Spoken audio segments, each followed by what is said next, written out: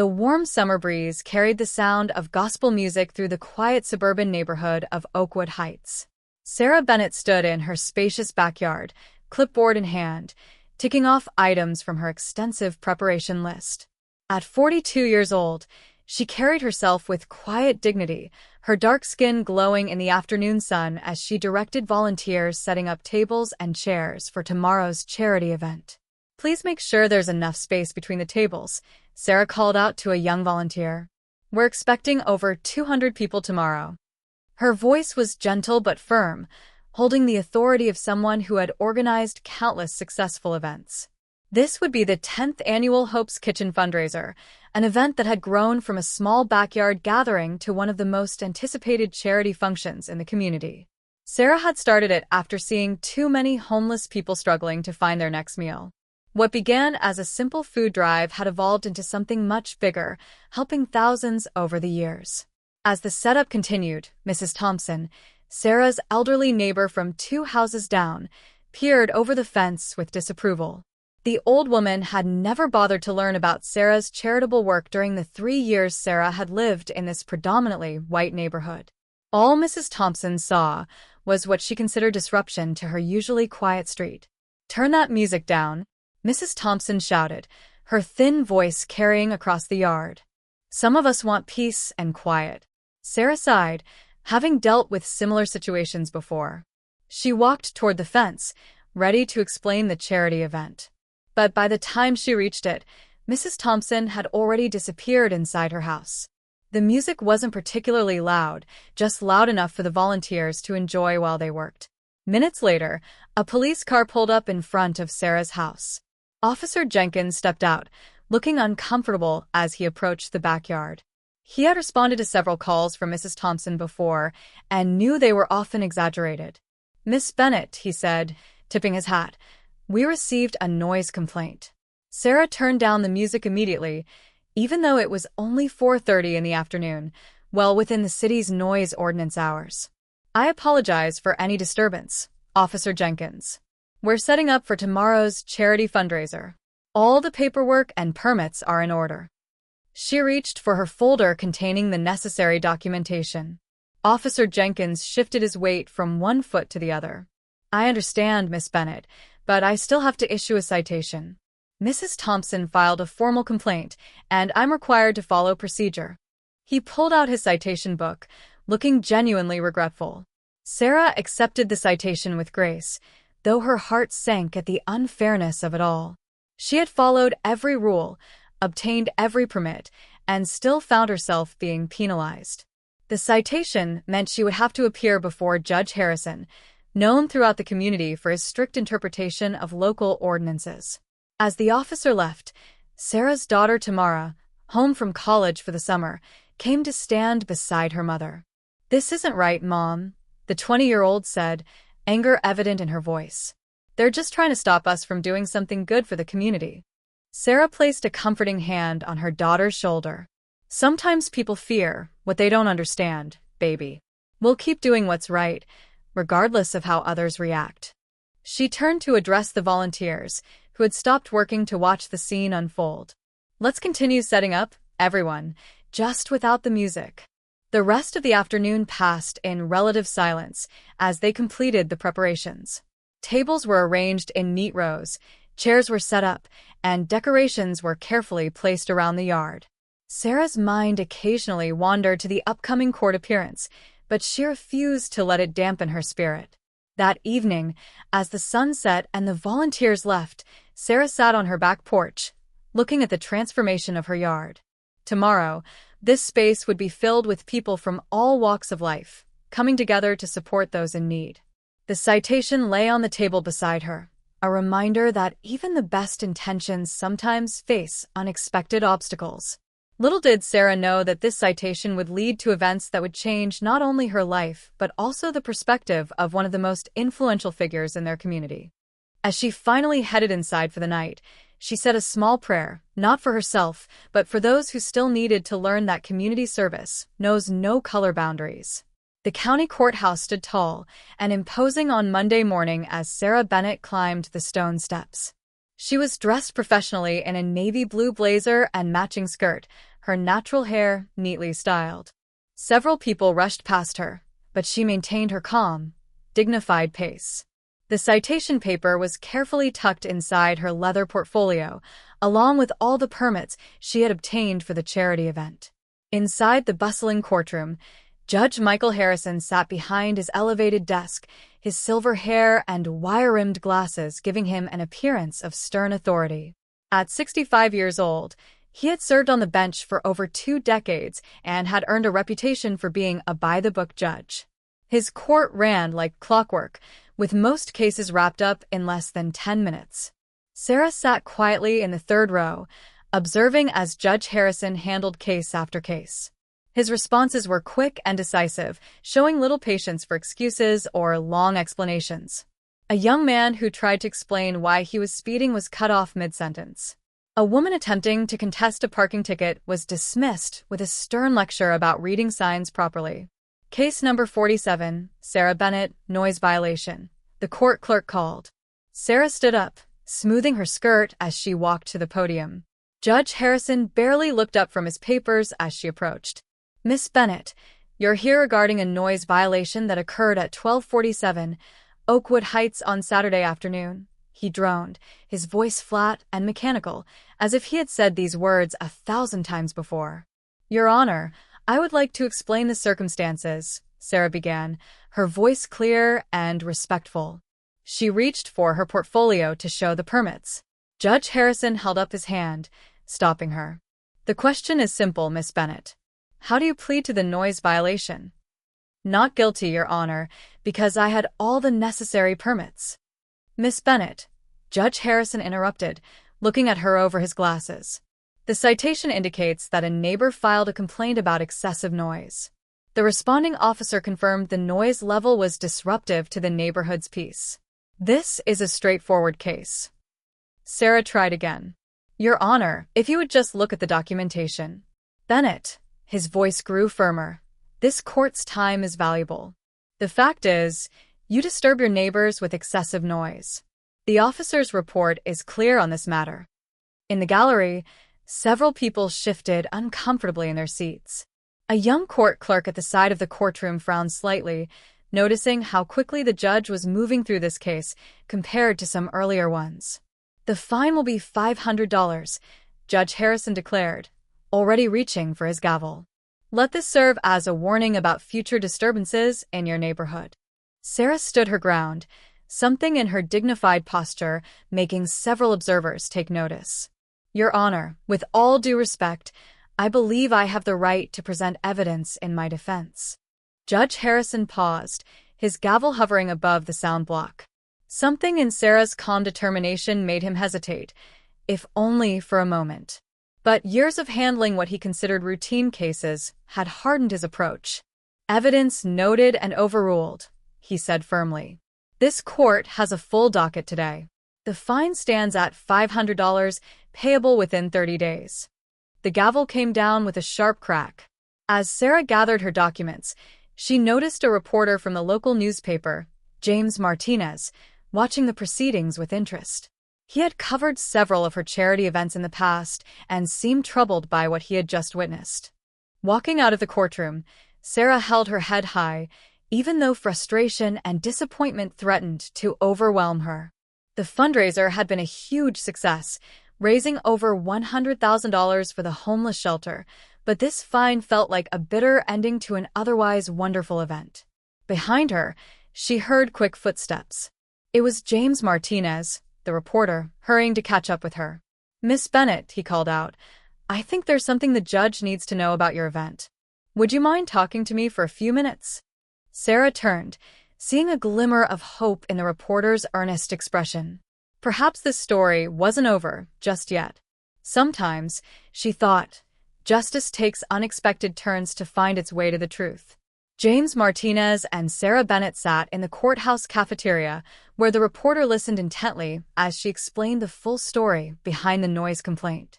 His eyes widened as she showed photos from the charity event on her phone, hundreds of people coming together, volunteers serving food, and families receiving much-needed support. 10 years, Sarah said softly, scrolling through the images. We've been doing this for 10 years. Started in my old backyard with just 20 people, and now we help thousands." Her voice carried no bitterness, only pride in what her community had accomplished. James shook his head, scribbling notes rapidly in his small notebook. "And you raised how much this year?" "127,000, Sarah replied. "Every penny goes to Hope's Kitchen and our other programs. We feed over 300 people every week, provide job training, and help families find stable housing." The reporter paused, looking up at Sarah with determination in his eyes. "Judge Harrison needs to know about this. He's not a bad man, Miss Bennett. I've covered his cases for years. He's just stuck in his ways." At that moment, Judge Harrison himself walked into the cafeteria, his black robe swishing as he made his way to the coffee machine. James saw an opportunity and whispered, "Excuse me for a moment," before standing up and walking toward the judge. "Your Honor," James called out respectfully. James Martinez from the Daily Chronicle. "Could I have a moment of your time?" Judge Harrison turned, coffee cup in hand. "Mr. Martinez, you know I don't discuss cases outside my courtroom." "This isn't about a case, sir," James replied carefully. "It's about Hope's Kitchen. I'm working on a story about their incredible impact on our community. Did you know they've helped reduce homelessness in our county by 23% over the past 5 years? The judge paused, coffee cup halfway to his lips. "Hope's Kitchen?" "Yes, sir. The organization that just raised over $127,000 this weekend to support homeless families. The same event that received a noise complaint." James subtly pointed toward Sarah, who was still seated at her table, going over documents for the shelter's upcoming food drive. Judge Harrison's eyes followed James's gesture, and for the first time, he truly saw Sarah Bennett, not as a case number or a noise violation, but as a person. He watched as she assisted an elderly cafeteria worker who had dropped her tray, moving quickly and quietly without drawing attention to herself. "Tell me more," the judge said quietly, his eyes still fixed on Sarah. James took out his phone and showed Judge Harrison news articles from past years, photos of Sarah serving meals in the rain, stories about families who found homes through her program, and testimonials from people whose lives had been transformed by Hope's Kitchen. The noise complaint on Saturday, James explained, was about the setup for their annual fundraiser. They had all the proper permits, and the music wasn't even loud. It was just gospel songs while the volunteers arranged tables and chairs. Judge Harrison's expression remained neutral, but his grip on his coffee cup tightened slightly. "Why didn't she mention any of this in court?" he asked. "She tried, sir," James said gently. "She had all the documentation with her." The judge stood silently, recalling how quickly he had dismissed her attempts to explain. He took pride in running an efficient courtroom, but had that efficiency come at the cost of justice? From across the cafeteria, Sarah's phone rang. She answered it, and even from a distance, they could see her face light up with joy. After hanging up, she immediately began making more calls, her excitement evident in her gestures. "What's happening?" the judge asked. "If I had to guess," James said with a smile, "someone just made a large donation to Hope's Kitchen. That's how she gets when more people will be able to receive help." Judge Harrison stood there, his coffee growing cold, watching Sarah Bennett, the woman he had found just an hour ago, continue spreading hope and joy throughout the room, completely unaware of his observation. "Mr. Martinez," the judge finally said, his voice carrying the weight of a decision. "I believe I need to review this case more thoroughly." That evening, Judge Michael Harrison sat alone in his chambers, his desk cluttered with papers. He hadn't expected to be reviewing his dinner, a cold sandwich from the courthouse cafe, left untouched in the corner. He pored over article after article about Hope's Kitchen and Sarah Bennett. The more he read, the more his conscience troubled him. One photograph from 3 years ago showed Sarah standing in pouring rain, holding an umbrella over a homeless elderly man while she herself got soaked. Another article described how she had used her entire savings to start the kitchen when the city had cut funding for homeless programs. "How did I miss this?" he muttered, taking off his reading glasses and rubbing his tired eyes. The judge opened his laptop and began searching county records. Sarah Bennett's name appeared repeatedly, not for violations, but for community service awards, volunteer recognition, and charitable contributions. His phone buzzed. It was a message from his daughter, Catherine, a social worker in the city. "Dad, I heard you had Sarah Bennett in your courtroom today. Please tell me you didn't fine her. She's the reason my homeless shelter program works at all. Hope's Kitchen provides half our meals." The judge felt a tightness in his stomach. Even his own daughter knew about Sarah's work, yet he had been too rushed, too focused on maintaining courtroom efficiency to listen to a simple explanation. He picked up his office phone and called the courthouse clerk. "Janet, I need everything we have on the noise complaint against Sarah Bennett. Yes, from today's case. Also, get me the property records for Oakwood Heights, specifically for Mrs. Thompson." While waiting for the documents, Judge Harrison watched a video news report about Hope's Kitchen's latest initiative, a job training program that had helped 50 people find permanent employment in the past year. There was Sarah again, speaking not about herself, but about the people she had helped, giving them all the credit for their success. Janet arrived with a thick folder. "Sir, I found something interesting," she said, pointing to Mrs. Thompson's property records.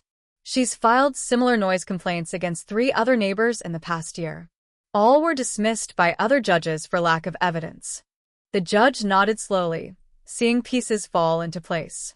He pulled out the original noise complaint and studied Officer Jenkins's report more carefully. This time, he noticed the officer had noted that the music had been barely audible from the street, and the complaint seemed possibly motivated by factors other than actual noise. What factors? Judge Harrison wondered aloud, though in his heart, he was beginning to understand an uncomfortable truth. He opened his email and found several messages from community leaders who had heard about the fine. The president of the local bank wrote about how Hope's Kitchen had transformed the neighborhood. A high school principal detailed how Sarah's program had helped dozens of struggling families keep their children fed and in school. As night fell outside his window, Judge Harrison sat back in his chair, confronting his own biases. He had seen a case number, not a person. He had heard a complaint without understanding the context. Most troubling of all, he wondered how many other times he had made the same mistake. His daughter called just as he was preparing to leave. "Dad," Catherine said, "do you know that Sarah Bennett spends every Christmas serving meals to families who can't afford holiday dinners?" "No, honey, I didn't know that," he replied quietly. "And do you know she visits senior homes every week to check on elderly residents who don't have families?" "I'm learning a lot about Mrs. Bennett today," he admitted. "Dad," Catherine's voice softened, "she's the kind of person we need more of in this world, not someone who should be punished for helping others."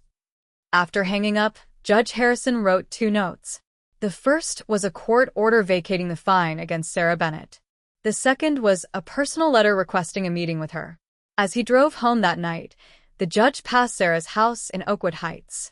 The yard where the charity event had taken place was spotless. No trace of the weekend's activities remained. But now he noticed something he had missed before, a small sign near the front door that read, "Hope lives here." For the first time in his 20 years on the bench, Judge Michael Harrison felt he had more to learn from a defendant than she had to learn from him. Judge Harrison spent the following morning in his chambers, canceling his usual court sessions. His fellow judges noticed a change in him. The usually strict and formal man seemed lost in thought, troubled even. He sat at his desk, reviewing case files from the past, particularly those involving minority defendants. The stack of files grew larger as he requested more records. Each case reminded him of Sarah Bennett: quick judgments, interrupted explanations, and fines handed out with little consideration for circumstances. His coffee grew cold beside him as he made notes, his hands shaking slightly as patterns emerged that he had never noticed before. "Your Honor," his clerk knocked on the door. "Mrs. Thompson is here to see you about the noise complaint against Mrs. Bennett." The judge straightened in his chair. "Send her in." Mrs. Thompson entered, her gray hair perfectly styled, wearing an expensive sweater set. She carried herself with the confidence of someone used to getting her way. "Judge Harrison," she smiled, "I wanted to personally thank you for handling that situation with those people. The neighborhood has been so much quieter." The judge watched her carefully. "Mrs. Thompson, Please sit down. I'd like to discuss your previous complaints against your neighbors. Her smile faltered slightly. Previous complaints? Yes, he said, opening a folder. In the past year, you've filed noise complaints against the Garcia family, the Patels, and the Williams family. All 3 were dismissed. He looked at her over his reading glasses. Interestingly, you've never filed complaints against any of your white neighbors, even during their graduation parties and backyard barbecues. Mrs. Thompson's face turned red. Well, they were all very disruptive. Mrs. Thompson, the judge interrupted, his voice firm but controlled. I made a mistake yesterday. I acted on a complaint without proper investigation. That won't happen again. He stood up and walked to his window, looking out at the courthouse square, where people of all backgrounds walked by. Do you know what Hope's Kitchen does for our community? He asked. I don't concern myself with, she began. Perhaps you should, he cut in. Because while you've been filing complaints, Mrs. Bennett has been feeding hungry children, helping homeless families find homes, and making our community stronger. Mrs. Thompson's lips pressed into a thin line. Well, if they want to help people, they can do it somewhere else. Our neighborhood is exactly where it should be done, the judge finished. Mrs. Thompson, I'm dismissing your complaint against Mrs. Bennett. Furthermore, I'm issuing a warning. Any future complaints will be thoroughly investigated for potential discriminatory motivations. After Mrs. Thompson left, clearly upset, Judge Harrison sank back into his chair. He picked up a framed photo from his desk, himself at his inauguration as judge, promising to uphold justice equally for all. Had he kept that promise? He pressed the intercom. Janet, please get me the statistics on all noise violation cases from the past 5 years. I want them broken down by neighborhood and defendant demographics. As he waited, he opened his laptop and began typing proposed changes to court procedures. 1. Mandatory full hearing for all defendants, regardless of violation type. 2. Required documentation review before any judgment. 3. Regular review of pattern complaints. 4. Community impact assessment for all fines. The list grew longer as he thought about Sarah Bennett and how close he had come to punishing someone for making their community better. His phone buzzed with a message from his daughter. Dad, heard you're making changes. Proud of you. Later that afternoon, he walked through the courthouse halls, noticing things he had overlooked before. The nervous mothers trying to explain their situations. The elderly struggling to understand legal procedures. The young people who couldn't afford to miss work for court dates. He stopped at the courthouse bulletin board and saw a flyer for Hope's Kitchen's next event. Without hesitation, he took out his pen and wrote his name on the volunteer sign-up sheet. A passing clerk stopped in surprise. Your Honor, are you volunteering? Judge Harrison nodded, still writing. It's time I learned about the community I serve, don't you think? He looked up at the clerk. Sometimes the best way to serve justice is to first understand the people we're serving. On Saturday morning, Judge Harrison parked his car a block away from Hope's Kitchen. He wore jeans and a plain blue shirt instead of his usual suit, trying to blend in with the other volunteers. His heart beat faster as he approached the busy community center where dozens of people were already preparing for the day's event. The smell of fresh coffee and baking bread filled the air. Through the windows, he could see Sarah Bennett directing volunteers, her warm smile encouraging those around her. She wore a simple apron with Hope's Kitchen written on the front, moving between stations with natural grace and authority. Taking a deep breath, the judge walked inside. A young volunteer greeted him with a clipboard. Are you here to help? We can always use more hands. Yes, he said quietly. I signed up earlier this week. Michael Harrison. The volunteer checked her list, and her eyes widened slightly as she recognized his name. Before she could say anything, another voice called out, We need help in the kitchen. Anyone available? Judge Harrison raised his hand. I can help. He followed the voice to the kitchen, where he was handed an apron and directed to a sink full of vegetables that needed washing. For the next hour, he worked silently, scrubbing carrots and potatoes, listening to conversations around him.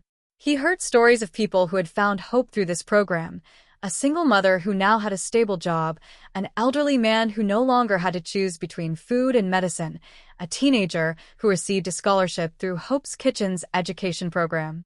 Sarah moved through the kitchen, checking on everyone's progress.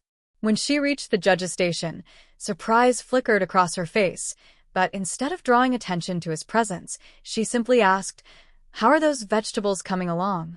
"Almost done," he replied, unable to meet her eyes. "Where would you like them?" "John needs them for the soup," she said kindly. "And thank you for helping. Every pair of hands makes a difference." As the morning went on, Judge Harrison found himself doing things he'd never done before, chopping onions alongside a former homeless man who now worked as a chef, serving coffee to elderly visitors who smiled brightly at him, and listening to stories from people who had known hardships he could barely imagine. Around noon, the community center was filled with people from all walks of life. The judge watched as Sarah greeted each person by name, remembering their stories, their children, their struggles and victories. He understood now that Mrs. Thompson's complaint was not really about noise, but fear of what she didn't understand. A small girl tugged at his apron. "Can I have more bread, please?" "Of course," he said, reaching for the basket. As he handed her a roll, he asked, "Do you come here often?" "Every Saturday," she beamed. "Miss Sarah helped my mommy find a job, and now we have our own apartment, but we still come because everyone here is family." The word family stuck with him as he continued serving. He watched as people from different backgrounds sat together, sharing meals and stories. There was no distinction between those serving and those being served. Everyone was treated with the same dignity and respect. Late in the afternoon, as they were cleaning up, Sarah finally approached him directly. "Your Honor," she said softly, some others couldn't hear. "Thank you for coming. But may I ask why?" Judge Harrison put down the broom he was holding. "Because I needed to see what justice really looks like, M. Bennett. It's not always found in a courtroom. Sometimes it's found in a kitchen, serving hope one meal at a time." Sarah studied him for a moment, then smiled. "Same time next week?" The judge looked around the community center at the lives being changed and the barriers being broken down one conversation at a time. He thought about his comfortable chambers at the courthouse, where he had spent years making judgments without truly understanding the community he served. "Same time next week," he confirmed, reaching for another bag of trash to take out. As he worked, he realized that today, in this simple community kitchen, he had learned more about justice than he had in 20 years on the bench. Monday morning arrived with a different atmosphere in Judge Harrison's courtroom. The usual tension was replaced by something new as Sarah Bennett sat in his chambers, not as a defendant this time, but as an invited guest. The judge had arranged this meeting through proper channels, and his secretary had made sure Sarah knew this wasn't about her case. "Miss Bennett," Judge Harrison began, standing as she entered.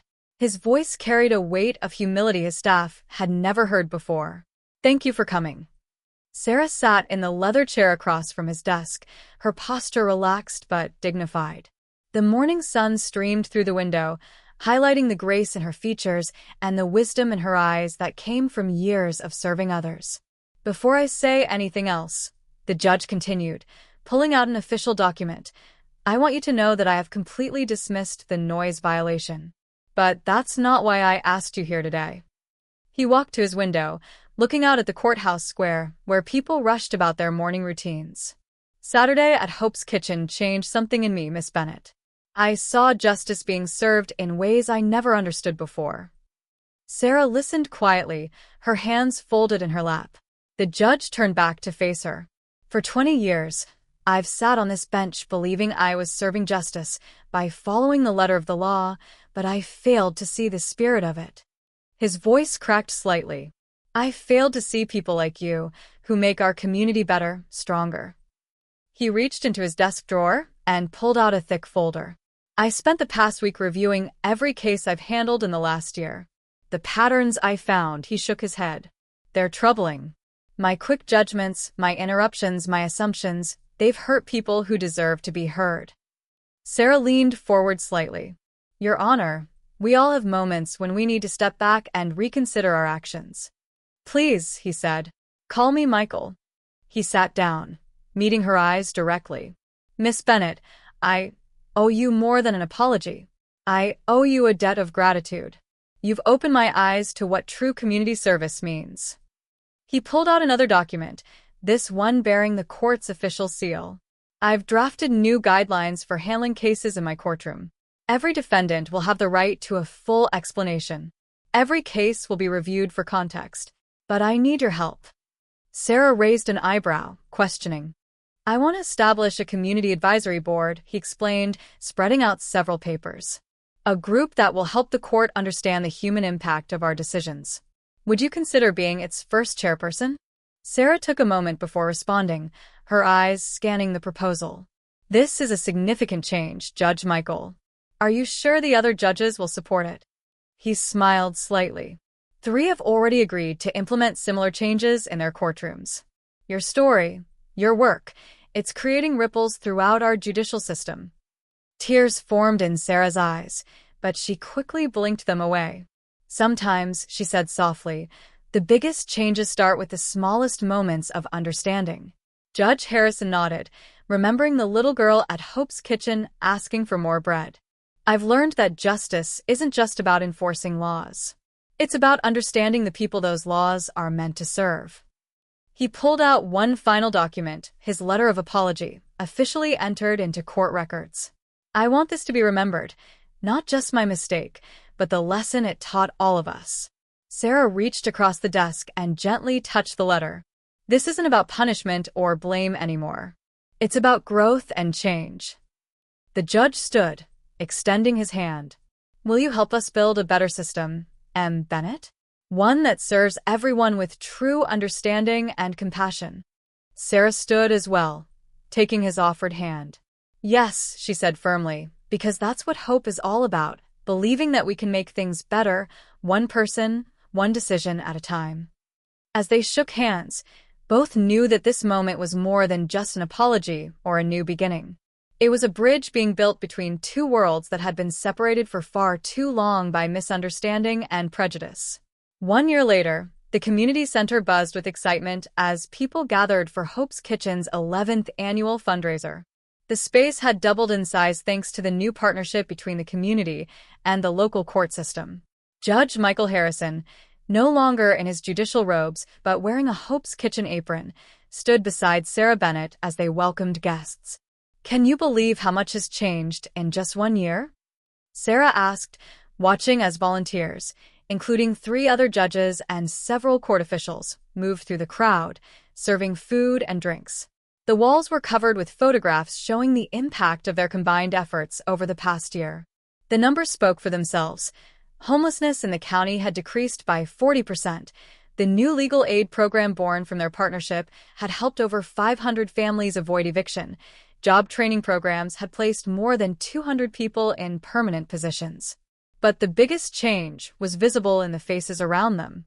Mrs. Thompson, the neighbor who had filed the original complaint, sat at a table with the Garcia family, laughing as their children played nearby. After several conversations with Sarah and witnessing the impact of Hope's Kitchen, she had become one of their most dedicated volunteers. "Michael," Catherine, the judge's daughter, called out as she hurried over with a newspaper. "Have you seen this?" She handed him the morning paper, where a front-page article highlighted their program as a model for other cities.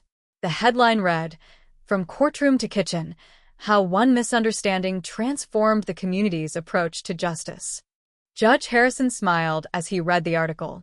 It detailed how the Community Advisory Board, under Sarah's leadership, had helped reform the local justice system. Cases were now heard with fuller context, and community service at Hope's Kitchen had become a popular alternative to fines for minor offenses. "Dad," Catherine said softly, "I've never been prouder to be your daughter." As they talked, a young man approached Sarah.